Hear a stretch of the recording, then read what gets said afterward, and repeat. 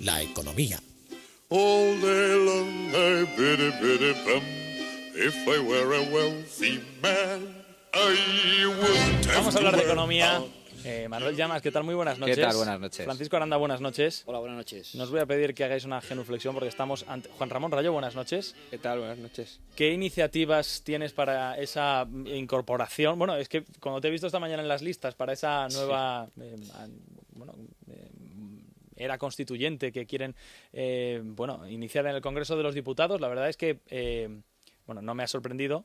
Hombre, a mí Pero sí. desde luego, el que me ha sorprendido ha sido está yo. viendo la lista y he visto Federico Jiménez dos Santos y sigo bajando y digo Juan Ramón Rayo, digo qué barbaridad, digo esta noche se lo tengo que preguntar. Hay que aclarar que no es que nosotros nos hayamos sumado, obviamente, sino que ellos nos han incluido nuestro nombre, siquiera sin consultarnos, en una asamblea constituyente que obviamente nunca va a tener lugar y que si tuviese lugar sería un auténtico desastre, ¿no? Porque viendo los nombres que figuran en la lista, ya no el mío, que sino es un público donde supongo que habrán incluido a gente liberal con la idea pues de ser los tontos útiles de la izquierda de toda la vida, ¿no? Entonces,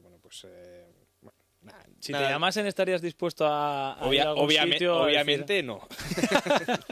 No lo entiendo porque el tema es fácil, ¿no? Sí, no, hombre, sí. Les mandaría la propuesta y es 3 principios: vida, libertad y propiedad privada, y ya está. En eso se resume toda la Constitución que hace falta y que necesita España. Pero previsiblemente harían un nuevo estatuto catalán de 300 páginas, ¿no? O una nueva Constitución española, que para el caso es muy parecida, muy socialista. Antes de empezar con el déficit del gobierno, lo ha presentado esta tarde la secretaria de Estado de Presupuestos, Marta Fernández Currás.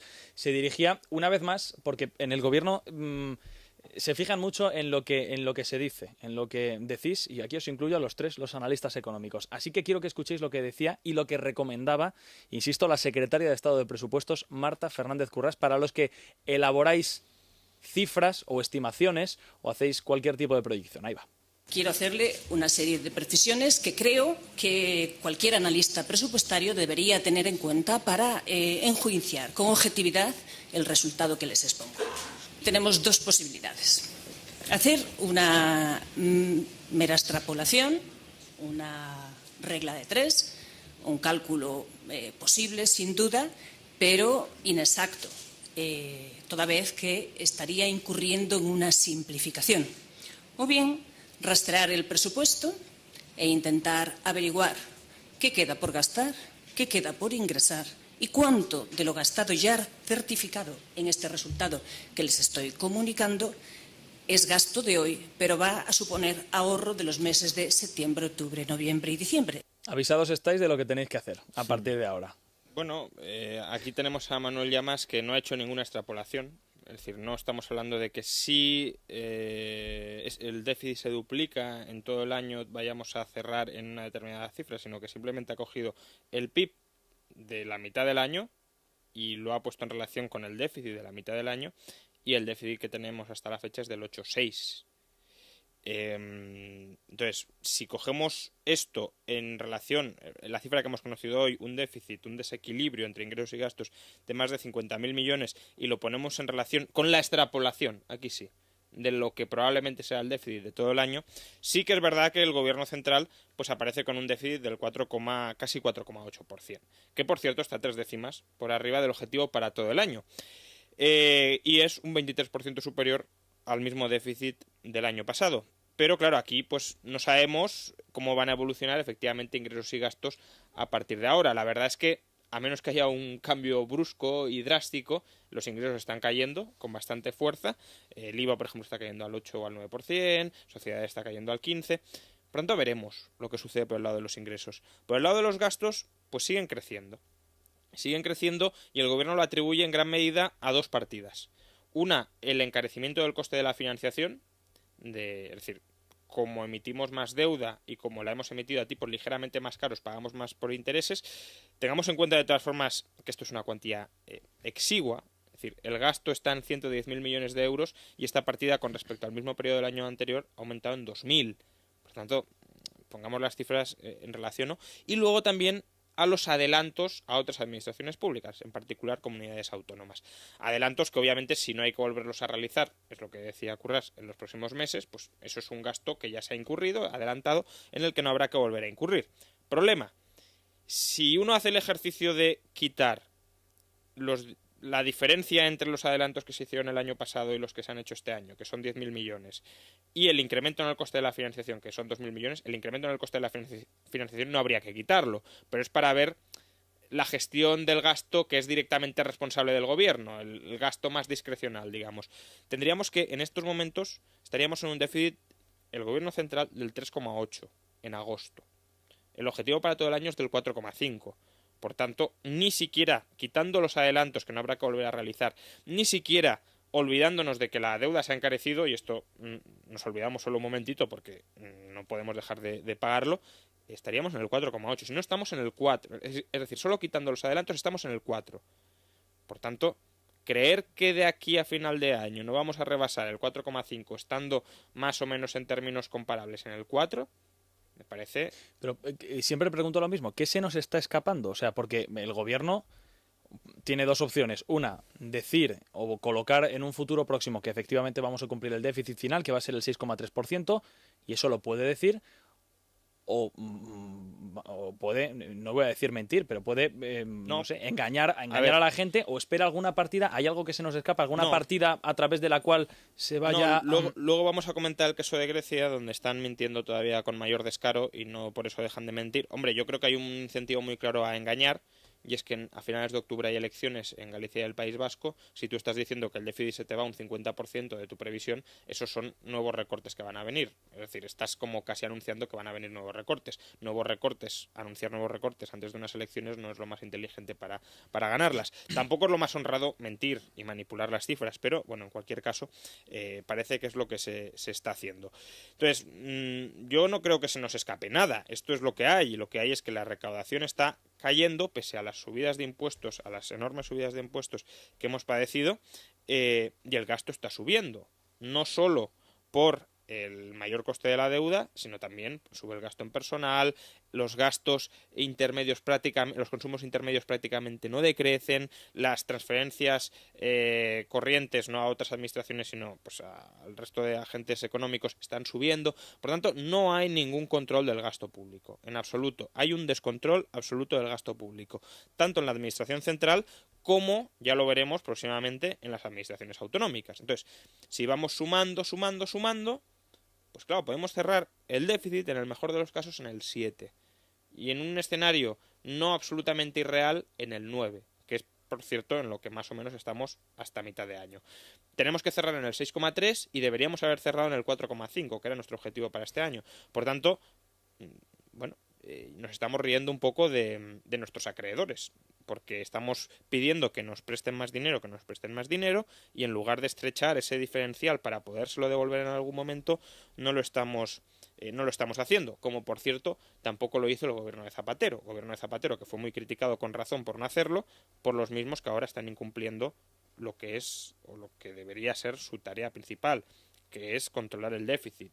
Tenemos un Ministerio de Hacienda que se creó en exclusiva, se separó de Economía en exclusiva para concentrar la atención en el control presupuestario, y lo que tenemos es un descontrol presupuestario como el que teníamos el año pasado, básicamente. Por tanto, mejoras, de momento, pocas, por desgracia, y por eso España está como está, no porque nos estén atacando los especuladores o nos tengan manía. Y de hecho, nuestros acreedores, de quienes decíamos que pues nos estábamos riendo, emitiendo más y más deuda y no haciendo las tareas para reducir ese diferencial y esa necesidad de financiación, pues ya nos han avisado hoy. Hoy, tanto Alemania como Holanda como Finlandia, pues han manifestado que la solución a nuestros problemas no es el rescate. Es decir, hay mucha gente que cree, no, es que si nos rescatan ya se ha pasado todo, porque bajarán los costes de financiación y por tanto si nos financiamos más barato, el déficit ya prácticamente será inexistente. Porque hay mucha gente que tiene en la cabeza la idea de que el déficit se debe a que pagamos muchos intereses. No, el déficit son aproximadamente unos 100.000 millones de euros.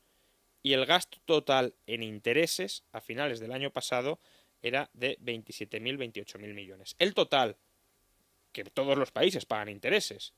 Es decir, el déficit atribuible al exceso de intereses que estamos pagando es de risa, serán 5.000, 6.000 millones sobre 100.000 millones. Por tanto, el problema no viene de ahí. Aunque no pagáramos intereses, tendríamos un déficit de 70.000 millones de euros. Y eso hay que financiarlo. Y para financiarlo, obviamente, tienes que ofrecer intereses, porque si no, nadie te compra la deuda. Pero entonces decir, no debemos pagar intereses y tener un déficit estructural de 70.000 no encaja.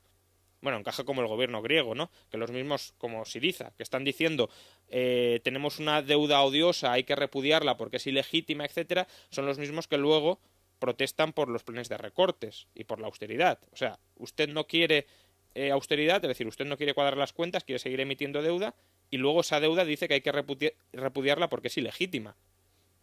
Que quedamos. O sea, o es tuya o no es tuya. Claro, o la has promovido tú o no la has promovido tú. Y si la promueves tú, lo honrado es luego pagarla. Otra cosa es que digas, no, mira, yo quiero hacer tabla rasa con todo. Finanzas cuadradas y no pago la deuda antigua. Pero claro, decir, no, dejo de pagar la deuda antigua y sigo emitiendo nueva y comprádmela porque esta vez ya voy a ser bueno. Pues es un poco absurdo. Entonces, bueno, esto es lo que temen, no solo de Grecia, Alemania, Holanda y Finlandia, sino también de España, y por eso le piden que no solo compre tiempo con el rescate, sino que haga las reformas. Una petición, por cierto, muy parecida a la que hoy el expresidente del gobierno, José María Aznar, ha lanzado desde Perú en su gira latinoamericana, donde ha dicho que Europa está masacrando a las clases medias, y eso es verdad. Y no solo Europa, sino España, y en concreto el partido al que pertenece el expresidente del gobierno, José María Aznar, subiendo todos los impuestos que puede subir y alguno más que se van a inventar, como por ejemplo la tasa Tobin a las transacciones bursátiles. Entonces, dice Aznar con razón que Europa tiene que frenar esta destrucción y que la manera de hacerlo es son dos. Una, la estabilidad presupuestaria por el lado de los gastos, y la otra, las reformas estructurales. Reformas estructurales este gobierno está haciendo pocas y mal, y control por el lado de los gastos ya hemos visto con el presupuesto que tiene poco o nada. Por tanto, a ver si en el partido de Aznar escuchan más a Aznar, que es presidente de honor del partido, y a ver si... que pinta lo mismo que Di Stéfano en el Real Madrid, vamos. Pues probablemente algo parecido, Pues sí. eso. Y claro, por mucho que se diga, una de las partidas que habrá que tocar, porque simplemente por su magnitud dentro del presupuesto y dentro de lo que tenemos que ajustar, tengamos en cuenta que ahora estamos gastando, el gobierno español está gastando, el Estado español, el conjunto de todas las administraciones están gastando en torno a 460.000 millones de euros. Probablemente haya que recortar los gastos para equilibrar las cuentas en unos 130.000 millones de euros anuales, no esto del PP de en los próximos 3 años voy a recortar 100.000, no.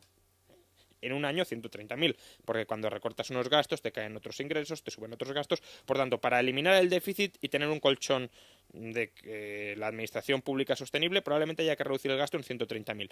De los cuales, vale, entonces, 130.000 de 450.000. 170.000 millones son pensiones, desempleo, etcétera. Por tanto, si has de reducir 130 de 460, es casi inevitable tener que tocar una partida tan gorda como son 170.000 millones en pensiones, subsidios de desempleo, etcétera. Pero eso es una línea roja que Rajoy ha dicho que por ahí no pasa. Sí, bueno, también dijo que no subiría impuestos y bueno, al final pues ha cambiado de opinión, por desgracia.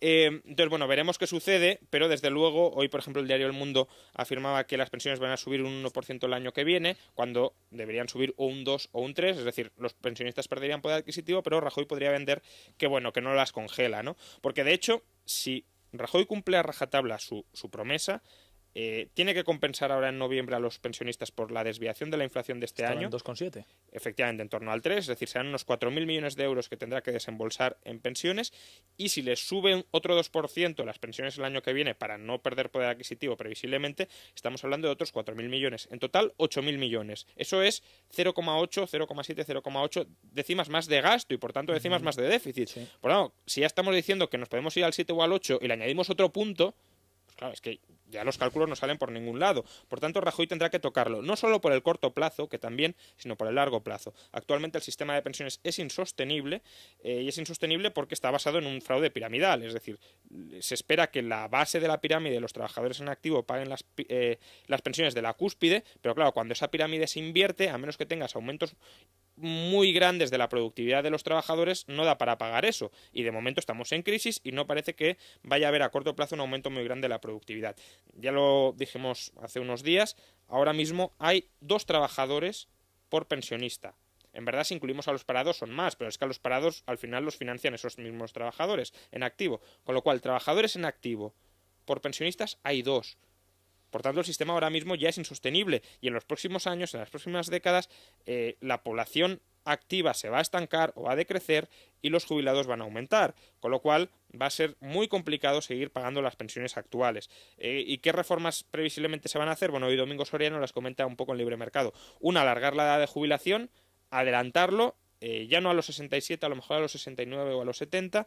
La otra, extender el periodo de cálculo a toda la vida laboral, no a los 25 años en los que está o a los que se proyecta ahora mismo que tiene que pasar, y ampliar el número de años, el periodo que necesitas para cobrar el 100% de la pensión, el 100% de la base reguladora.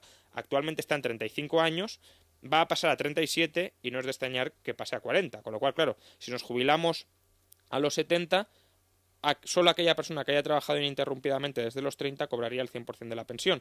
Y teniendo en cuenta que lo ideal es que la edad de la formación y el capital humano de los estudiantes cada vez se alargue más porque hacen falta más periodos de formación, másters y más especialización técnica, pues bueno, ya veremos, o no nos especializamos o cobramos luego pensiones misérrimas, precisamente por tener un sistema de pensiones basado en un fraude piramidal como es el sistema público. Y ya muy rápido, decíamos las cuentas de Grecia que pues estaban con más agujeros que las españolas, es cierto, con más agujeros y con más engaños.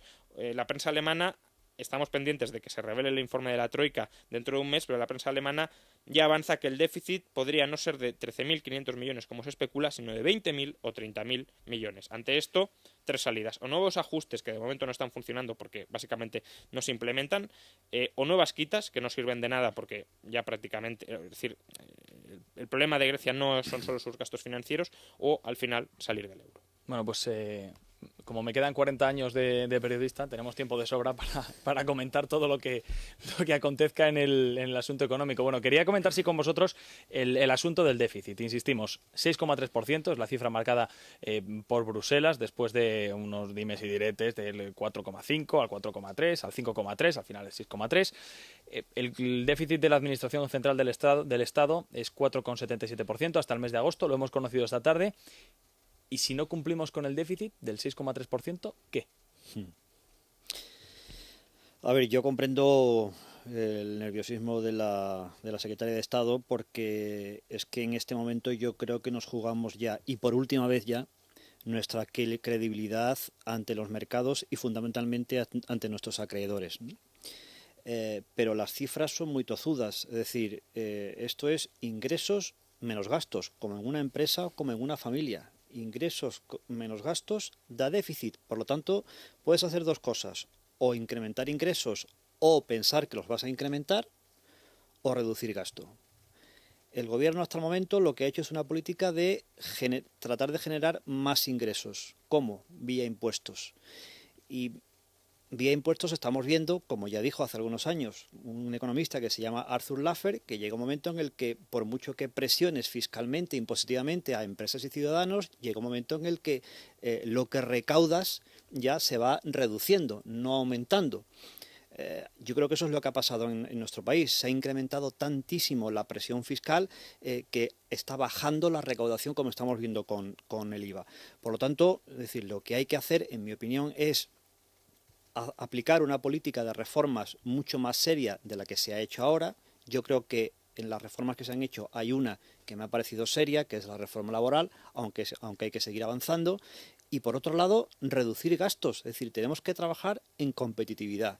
Y la competitividad tiene que ir tanto en la línea de la iniciativa privada como en la iniciativa pública. En la iniciativa privada, las empresas han hecho un enorme esfuerzo en competitividad, en ajustar sus costes, en ajustar su personal, en innovar, en salir a los mercados exteriores, y gracias a eso nuestra balanza comercial va mejorando. Pero ¿qué sucede? Que en el sector público no se está produciendo esa mejora de la competitividad. Es decir, seguimos manteniendo una estructura que es ineficiente y elefantiásica, y eso no nos lo podemos permitir. Yo creo que porque hay mucha gente que piensa que esto es una crisis, entendida crisis como un efecto coyuntural, una mala situación, y que bueno, en 1 año, 2 o 3 volveremos a la situación anterior.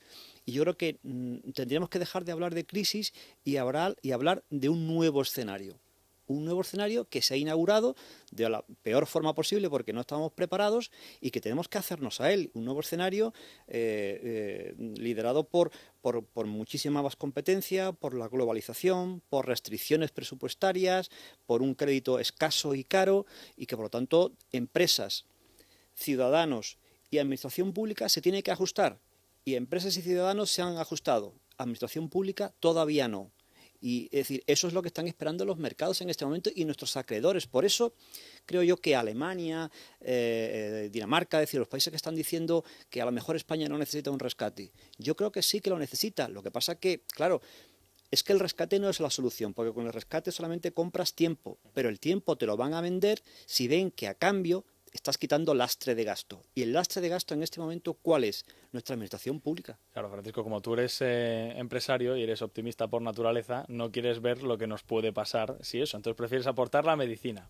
Pero Claro. insisto, y si no llegamos al 6,3%, bueno, no llegar sería lo bueno. Y si sobrepasamos el 6,3%, ¿qué, Manuel? Pues no creo que cambie mucho las circunstancias. Es decir, que España va a ¿Se ser... puede seguir así indefinidamente? No, evidentemente no, pero me refiero que a corto plazo el panorama no va a diferir. Es decir, España se va a ver obligada a solicitar un rescate soberano, más allá del rescate bancario, y eso va a ser con independencia de que España, el sector público español, cierre en el 6,3% de déficit o en el 9% de déficit. Entre otras cosas porque la cifra definitiva del déficit público no se conocerá hasta marzo del año que viene, con lo cual el dato no se va a conocer. Pero aún así, sí tiene un efecto indirecto, y es la falta o ausencia total de credibilidad por parte de este gobierno. De credibilidad, pérdida de credibilidad hacia no solo los acreedores privados, que esa ya la perdió hace tiempo, sino hacia otros acreedores públicos, nuestros nuevos acreedores. ¿Quiénes son? Alemania, Finlandia, Holanda, es decir, otros estados, otros gobiernos que al ver que el gobierno de Mariano Rajoy está incumpliendo sus compromisos, está incumpliendo con la austeridad pública, está incumpliendo con el objetivo de déficit y está incumpliendo con las reformas estructurales, lógicamente lo van a mirar mucho más de cerca. La desconfianza va a ser superior y por lo tanto, en este sentido, no nos diferenciamos tanto de Grecia. Sinceramente, Grecia lleva engañando desde hace 2 años a la troika, pero veremos cuánto dura el engaño. Es decir, desde hace ya varios meses se viene planteando la posibilidad de que Grecia finalmente abandone el barco del euro. Y esto es algo que cada vez defienden más voces dentro de Alemania, más voces dentro de Holanda, más voces dentro de Finlandia. Es decir, los acreedores públicos le otorgan cada vez menos credibilidad a Grecia como miembro de la zona euro. Pues bien, de seguir por esta senda a corto o medio plazo, ¿qué pasa si el año que viene el gobierno de Mariano Rajoy sigue incumpliendo sus objetivos de déficit público? Pues evidentemente que España estará como está Grecia hoy, es decir, barajándose la salida del euro. Yo creo que esa es un poco la clave, ¿no? Es decir, este año probablemente nos lo pasen, al fin y al cabo ya nos han ofrecido el rescate y no creo que desde allí cuenten con que vayamos a cumplir el objetivo de déficit tal como están las cosas, pero esta ya será la última. Es decir, ellos ya nos han dado dinero, a partir de ahora ya caeremos cuando, bueno, nos han dado dinero. Nos van a dar dinero, nos han prometido que nos lo darán, por tanto seremos intervenidos y cuando seamos intervenidos y controlados, si aún así como Grecia no estamos haciendo los deberes y no hacemos las reformas que tocan, nos darán por perdidos y al final, ya sea porque se rompa por Grecia o por España, la zona del euro se romperá, es decir, el proyecto del euro se romperá. Y yo creo que aquí el gobierno de Mariano Rajoy está actuando de manera bastante irresponsable. Hoy mismo, por ejemplo, desde Nueva York, le han preguntado a Rajoy sobre soberanismo catalán y sobre el pacto fiscal y demás. Y ha dicho que ese no era el tema del que hablar, porque el problema de las administraciones públicas, no lo comento por el tema del pacto fiscal, sino por esta idea que puebla desde luego la mente de todos los dirigentes del PP, ha dicho que el problema de las administraciones públicas es que los ingresos han caído. Entonces, claro, si tú crees que el problema coyuntural de las administraciones públicas es que los ingresos han caído, los gastos no los vas a tocar. Y el problema no es ese. El problema no es que los ingresos estén extraordinariamente bajos. Es posible que con la recesión actual estén más bajos de lo que en un momento de ligera recuperación vayan a estar. Pero el problema es que no han cambiado el chip del auge de la burbuja inmobiliaria. En ese momento el dinero entraba a expuertas en las administraciones públicas españolas. Entonces, que la recaudación haya caído con respecto al pico de la burbuja inmobiliaria es normal y de momento no vamos a volver a esos picos de recaudación. Por tanto, tenemos que ajustar nuestros niveles de gasto no a previsiones de que en algún momento tendremos ese nivel de recaudación, sino a previsiones mucho más realistas, que no se van mucho de la recaudación que tenemos ahora, a lo mejor 10.000, 15.000, 20.000 millones más, pero no más. Y el déficit está en 100.000. Por tanto, como mucho podemos contar con que los ingresos subieran 10.000, 20.000 millones en un momento de estabilidad. Por tanto, hay que recortar el gasto en 80.000 o 100.000 millones mínimo. Porque ya digo que eso tiene otras repercusiones sobre ingresos y sobre gastos que probablemente te hagan no cumplir el déficit. Pues bueno, Rajoy muy probablemente vaya a elaborar los presupuestos del año que viene con esta premisa. Y es que la recaudación va a volver a subir el año que viene y por tanto tampoco hace falta bajar tanto el gasto. Pero de hecho, el techo de gasto va a subir con respecto al año pasado, según las previsiones del propio Ejecutivo, con lo cual se sigue incidiendo en que esa famosa austeridad pública que nos tratan de vender desde el Partido Popular, en la realidad, cuando te vas a las cuentas y te vas a los presupuestos generales del Estado, ves que no existe. Y por lo tanto, como no existe, ese ajuste presupuestario no se produce. Y esa es la gran tragedia que gobierna en la cabeza tanto de Mariano Rajoy como de su principal baluarte, que en estos momentos es, sin lugar a dudas, el ministro de Hacienda, Cristóbal Montoro, gran responsable, culpable del actual déficit presupuestario que tienen las administraciones públicas. Montoro, antes de llegar al gobierno, era de los que pensaba que la crisis que estaba padeciendo España era de menor calibre que la que sufrió a principios de los años 90. Bueno, se ha visto que es todo lo contrario. Me vais a perdonar un momentín porque sabéis que el foco de atención a esta hora, más allá de la economía, está en en lo que es la carrera de San Jerónimo, más que en la carrera de San Jerónimo, en la Plaza de Neptuno, donde continúan apostados un grupo muy numeroso de manifestantes y donde continúa también la policía vigilando y además donde hay novedades, así que nos vamos a marchar, si os parece, hasta allí. Ketty Garat, ¿qué tal? Buenas noches. ¿Qué tal? Muy buenas noches, Juan Pablo. Ya hemos conseguido entrar de nuevo en la Plaza de Neptuno. Sabíais que nos habían desalojado a los periodistas de la plaza para evitar nuevos enfrentamientos entre la policía y entre los manifestantes, que se ponían nerviosos ante la llegada de los medios de comunicación, sobre todo de las cámaras de televisión. Y ahora mismo la situación dentro de la Plaza de Colón es la de que está prácticamente desalojada.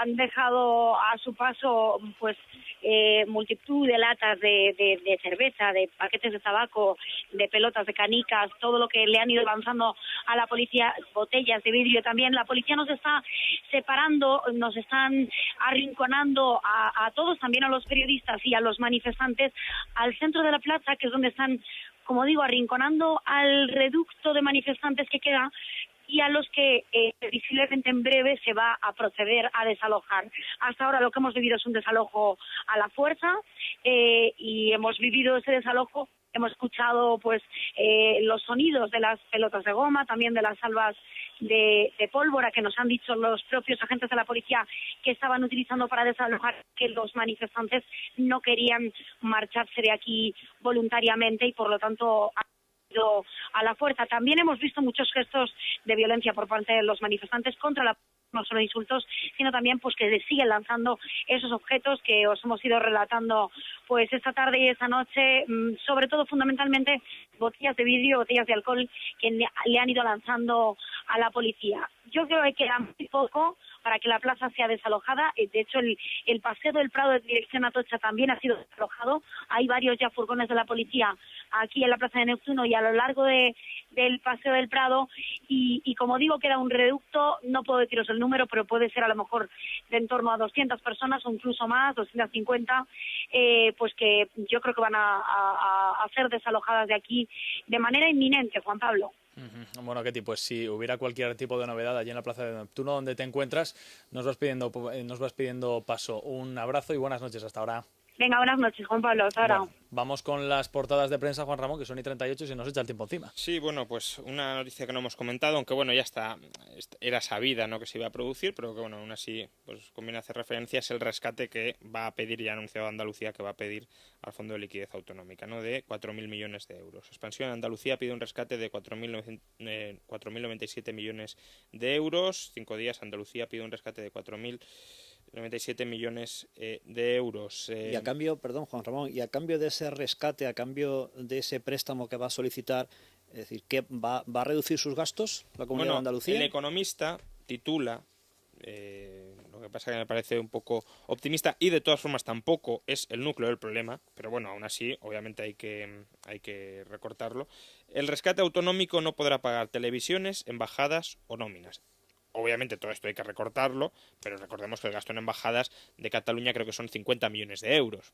Estamos hablando de un déficit de 3.000, 4.000 millones. Pero cuidado, el titular dice el rescate, es decir, el dinero que vamos a aportar todos los españoles no servirá para pagar televisiones, es decir, hasta ese nivel solo faltaría. Pero bueno. Bueno, lo que se dice en el pliego de condiciones, ojalá, en el pliego de condiciones del Fondo de Liquidez Autonómico, del denominado FLA, es que, y cito, deberán comprometerse las autonomías a reducir su sector público, está por ver, a eliminar cargas administrativas y barreras en el mercado interior, a abordar nuevas reformas estructurales para racionalizar el gasto público e incrementar la competitividad. O sea, son las condiciones básicas que impone el FLA para poder recibir, que las autonomías que lo pidan reciban el No deja de ser lamentable que haya que imponer lo que es de sentido común. Claro, sí.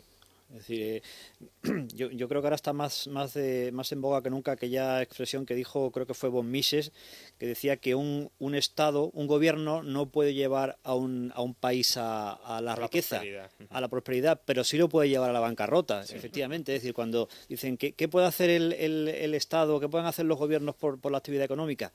Simplemente no hacer nada, no poner barreras. Simplemente no levantar barreras al comercio, no levantar barreras a la actividad, no levantar barreras a la innovación. Con eso ya están haciendo muchísimo.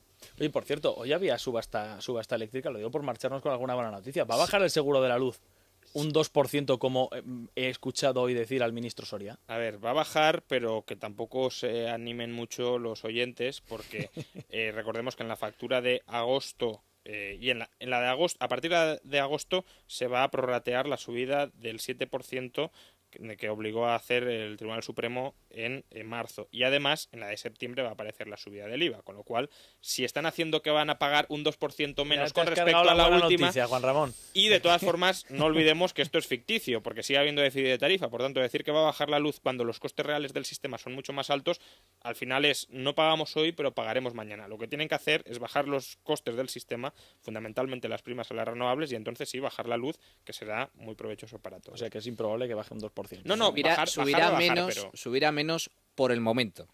Y bajará, pero o sea, bajará en octubre con respecto a la factura de septiembre, pero la factura de septiembre va a tener el prorrateo del 7% y la subida del IVA. Pero aún así, recordemos, baja, ya digo, sin que bajen los costes, con lo cual, al final lo que tenemos es que no pagamos ahora, pero pagamos más tarde. El gobierno podría decir, la luz de octubre gratis. Buena noticia, pues no, ¿por qué? Porque la pagaremos en el futuro. Entonces, claro, entonces si baja y no cubre todos los costes, es que esto habrá que pagarlo en el futuro. Bueno, pero reducir la factura sería muy sencillo, simplemente en el 50%, que es responsabilidad del gobierno, simplemente es quitar simplemente las ayudas a las verdes. Eso es. Con eso ya sería suficiente. Y luego liberalizas transporte y distribución, que también han estado subiendo y que están en manos del sector público, y ya verás cómo ahí los costes también bajan. Bueno, pues nada. Por cierto que sí que yo, por dar alguna buena noticia, desde luego hoy al menos en la Comunidad de Madrid, el discurso del nuevo presidente de la comunidad, de Ignacio González, yo creo que buena noticia, porque va a seguir en la misma senda que la presidenta Esperanza Aguirre, es decir, de reducción de gastos, y hoy ha puesto casos muy concretos, como por ejemplo el Consejo Económico y Social, mientras que otras comunidades, por ejemplo Cataluña, y siempre pongo el mismo ejemplo porque es que me parece tan sin sentido, seguimos pagando un instituto cartográfico de Cataluña, cuando hay un instituto cartográfico para toda España. Que hace falta saber cómo es Cataluña exactamente, específicamente. No lo sabemos, ¿eh? O sea, yo voy a dar otra buena noticia sobre el déficit o ya superávit comercial que tiene España en los últimos meses. El sector privado se está ajustando, como decía antes Francisco Aranda. También, como dijo hace unas semanas Alberto Recarte, España es cada vez más Irlanda en el sector privado y más Grecia en el sector público. Pues bueno, el sector privado está haciendo los deberes, lo está haciendo bien, se está ajustando, probablemente más lento de lo que sería necesario, pero se está ajustando. El sector público no, y el sector público es por donde podemos caer y por donde se puede frenar o estropear toda la recuperación. Pues estamos en manos, lamentablemente, de los que dominan el sector público. Así que, en fin, habrá que apretarse los machos. Pero me gusta que acabemos con una buena noticia o con un par de buenas noticias. Así que nada, Manuel Llamas, gracias, buenas noches. Francisco Aranda, un abrazo. Hasta luego, adiós. Y Juan Ramón Rayo, mañana más noticias. Hasta luego, adiós. Nos marchamos un par de minutos y enseguida venimos con la cultura. Hasta ahora. Es la noche de César, con Juan Pablo Polvorinos. ¿Sabías?